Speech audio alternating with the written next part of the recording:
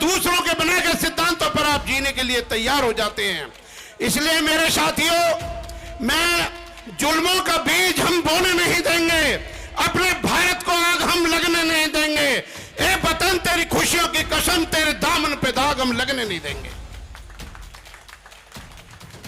मेरे साथियों, मैं आपको बता दूं कि बुद्ध विहार इसलिए ऊंचे, बहुत देर से सुन रहे हैं। मेरा सभी भाइयों को क्रांतिकारी जय भीम, नमो बुद्धाय। और मैं अपनी इस टीम के सभी सक्रिय साथियों को जो एक्टिव रूप से काम किया है, उनके लिए भूपेंद्र कैन साहब और उनकी पूरी टीम को धन्यवाद देता हूं। और साथ में मैं अशोकनगर के उन सभी साथियों को धन्यवाद देता हूं जिन्होंने इस प्रोग्राम को ऑर्गेनाइज करने में अपना हर तरह से सहयोग दिया है। लेकिन मैं एक बात आपसे कहना चाहता हूं, प्रोग्राम करना कोई बड़ी बात नहीं है, ये प्रोग्राम परंपरागत होना चाहिए। अब की बार हमें टाइम कम मिला है और अगली बार इससे 10 गुना ज्यादा बेहतर प्रोग्राम किया जाएगा और बार बार किया जाएगा। मेरे धम्म बंधुओं, जुल्मों की कहानी अगर हम कहने लगेंगे तो पत्थर भी आंसू बहाने लगेंगे, इंसानियत खो गई कहीं ढूंढने में जमाने लगेंगे। मेरे साथियों, मैं आपको यह बताना चाहता हूं कि बौद्ध धर्म का प्रचार करना मानवता का प्रचार करना है। और बुद्ध का धर्म गुलामी को खत्म करता है, बुद्ध का धर्म गरीबी को खत्म करता है, और बुद्ध का धर्म समानता की बात करता है। और एक चीज जो सबसे महत्वपूर्ण मैं आपको बताना चाहता हूं कि बुद्ध ने कहा कि मेरा धर्म एक नाव नौका की तरह है जो समुद्र को पार करने के लिए है, सिर पर ढोने के लिए नहीं है। इसलिए बुद्ध कहते हैं अपने धम्मपद में कि जब कोई नव तरुण बौद्ध धर्म में आ जाता है तो इस संसार को वैसे ही प्रकाशित करता है जैसे कि चंद्रमाओं से मुक्त होकर, बादलों से मुक्त होकर चंद्रमा शीतल और मधु प्रकाश संसार को देता है। मैं गरीबी के बारे में एक मैं बात कहूंगा कि जब हिटलर ने हालैंड पर आक्रमण करा तो हालैंड का तल कुछ समुद्र तल से नीचा था, तो हालैंड वासियों ने कहा कि हम मर जाएंगे लेकिन गुलाम नहीं बनेंगे। उन्होंने समुद्र की दीवार को तोड़ दिया और जर्मन की फौज को डुबा दिया। तो हिटलर ने अपने ऑटोबायोग्राफी मेन कैंप में लिखा कि न तो दुनिया में संगीन इतनी खतरनाक होती है, ना एक बिग बम होता है, जितना मनुष्य का सेल्फ कॉन्फिडेंस होता है, मनोबल होता है। दुनिया का अगर कोई भी मनुष्य जो मरने के लिए एक बार तैयार हो जाए तो दुनिया की कोई भी शक्ति कदापि उसे गुलाम नहीं बना सकती। आप गुलाम बनते हैं क्योंकि दूसरों के बनाए गए सिद्धांतों पर आप जीने के लिए तैयार हो जाते हैं। इसलिए मेरे साथियों, मैं जुल्मों का बीज हम बोने नहीं देंगे, अपने भारत को आग हम लगने नहीं देंगे। ए वतन तेरी खुशियों की कसम, तेरे दामन पे दाग हम लगने नहीं देंगे। मेरे साथियों, मैं आपको बता दूं कि बुद्ध विहार इसलिए ऊंचे बनाए गए ताकि लोग दूर से देखें और कोई पाप ना करें। और बुद्ध पहले व्यक्ति हैं जिन्होंने मानवता की बात और गुलामी की बात खत्म करी थी। जैसे कि पिशु नरसिंह जी ने अपनी बुक में लिखा है कि बुद्ध पहले व्यक्ति थे दुनिया में जिन्होंने गुलामी खत्म करी है। और मैं एक बात आपको बताना चाहता हूं कि जितनी भी लिखाई पढ़ाई में जिन लिपियों का प्रयोग किया गया है, प्रोफेसर मैक्समुलर ने अपनी book India what can teach us, हमने भारत से क्या सीखा, उसमें बताया कि बौद्ध विद्वानों ने ही सबसे पहले दुनिया में ये रिवाज निकाला कि कैसे मतलब पढ़ने का, लिपियों का, जो भी लिपियां प्रयोग की जाती हैं। इसलिए बुद्ध का धर्म इस दुनिया में भारत में बहुत तेजी से बढ़ रहा है और बहुत मजबूती से बढ़ रहा है। जिस प्रकार हिमालय से गिरने वाली धारा को दुनिया की कोई भी ताकत समुद्र में मिलने से नहीं रोक सकती, उसी प्रकार दुनिया की कोई भी ताकत भारत में बौद्ध धर्म को फैलने से नहीं रोक सकती है। इसलिए बुद्ध का जो धर्म है वो आत्मा में विश्वास नहीं करता, ईश्वर में विश्वास नहीं करता, वो किसी प्रकार के समानता और जातिवाद में विश्वास नहीं करता।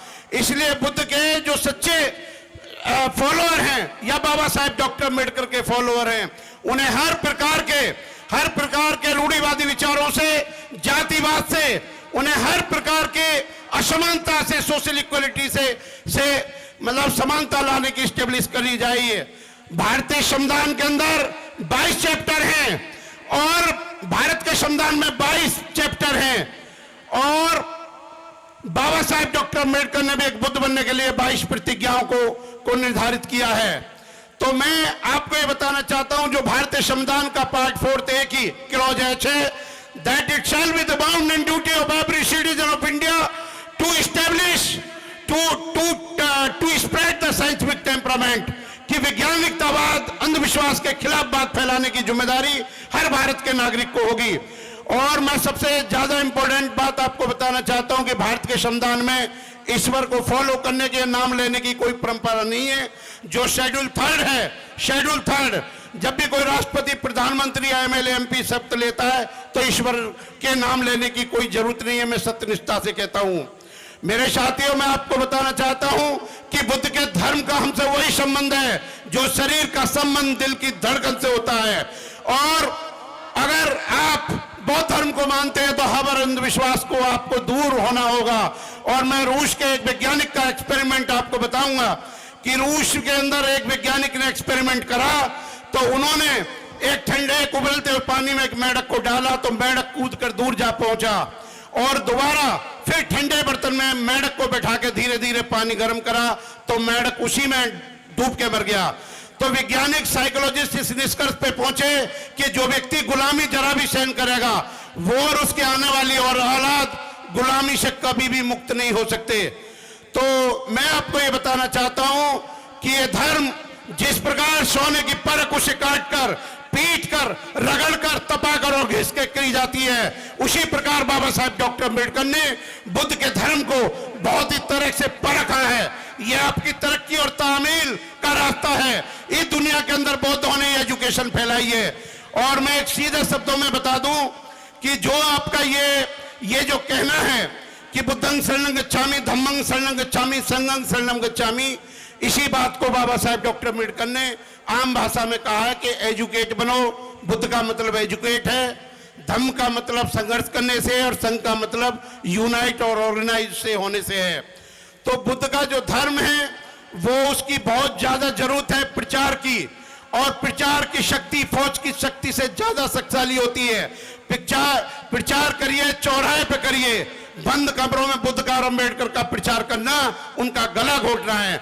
और बाबा साहेब डॉक्टर अम्बेडकर का एक कोटेशन जो मैं बताना चाहता हूं, I believe that my people shall sacrifice everything to establish the Buddhism in India. मेरा ऐसा मानना, दृढ़ विश्वास है कि मेरे लोग भारत में बौद्ध धर्म को बढ़ाने और फैलाने के लिए हर प्रकार की कुर्बानी देंगे।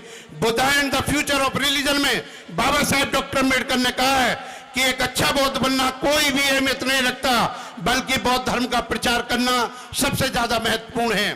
एक बार किसी ने पूछा था कि बाबा साहब आपने इतना बलिदान, इतना अपना जीवन लोगों को किया, लेकिन आपको सम्मान नहीं मिला। तो बाबा साहब ने कहा, समय अनंत है, पृथ्वी विस्तीर्ण है, एक दिन अवश्य कोई पैदा होगा जो मेरे शब्दों की कद्र करेगा।